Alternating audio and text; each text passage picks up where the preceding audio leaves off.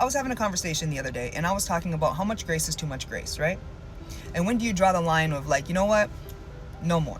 Where's the boundary line for that? And I heard something from somewhere that had said, you're not giving too much grace. You're not being too understanding. You love unconditionally. You love the way that you wish somebody would have loved you. And that's so true. When my mother did what she did, if I'm too bad, they're gonna leave. If they know anything's wrong with me, they're gonna leave. So I always wanted to unconditionally love everybody, to show them that like, hey, you can love people no matter what. I love you. It's cool, I love you. You got flaws, it's cool, I love you. I don't matter.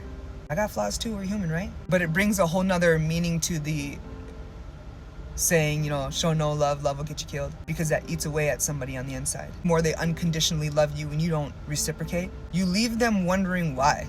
Is all of everything I do for you not enough? And it created an unhealthy dynamic for me because I would get in relationships with people that were damaged, but they weren't willing to change. They were preying on me, knowing I was damaged. I was so willingly, unconditionally loving them.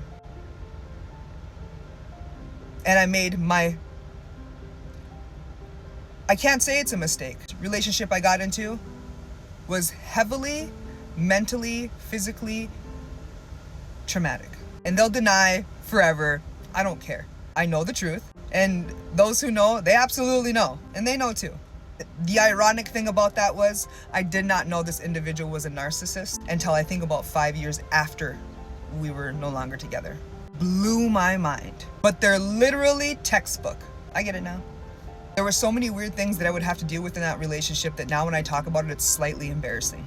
They used to count the tire tracks in the alleyway, and if there was more in the morning, that meant that somebody came over and I was doing something dirty with them. If my shoes changed direction in the middle of the night, that meant I left to go to be to somebody's house. If I dropped a knife, if it was pointing in a certain direction, that meant that I was sleeping with somebody and my enemy was coming from that direction. I couldn't step over my children's clothes, I couldn't sweep over their feet.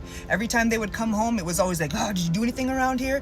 It's funny because I had 5 kids at the age of 24. 2 of them were theirs. They owed so much child support, so it was like $200 every 2 weeks. Everything was my responsibility. And if the kids cried, it was like, geez, you can't stop your kids from crying. You can't, everything was whatever. But then when we would go out in public, oh yeah, isn't she beautiful? Yeah, she's just da-da-da-da. And they would brag me up. And literally, the moment you walk through that door, changes. My mother didn't bring me to my addiction. This individual brought me to my addiction. A situation happened.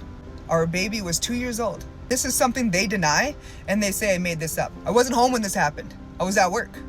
They physically harmed my child. When I came home, they attacked me because I didn't pay the cable bill. Because I didn't have enough money to pay the cable bill. Because, I don't know, they didn't make enough money to help me pay anything. So a big altercation happened. I had 2 sets of keys, so the older boys knew which kid that they needed to grab and where to go, and so that I could meet them in the car and we could go, and we did that. And then I went over to one of our church people's houses and I told them. They called the cops went over there.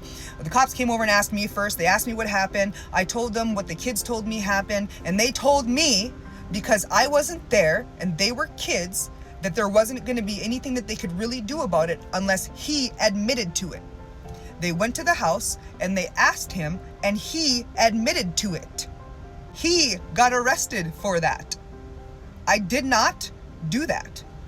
But to this day, that's what they claim, is that I made everything up. And I didn't make it up.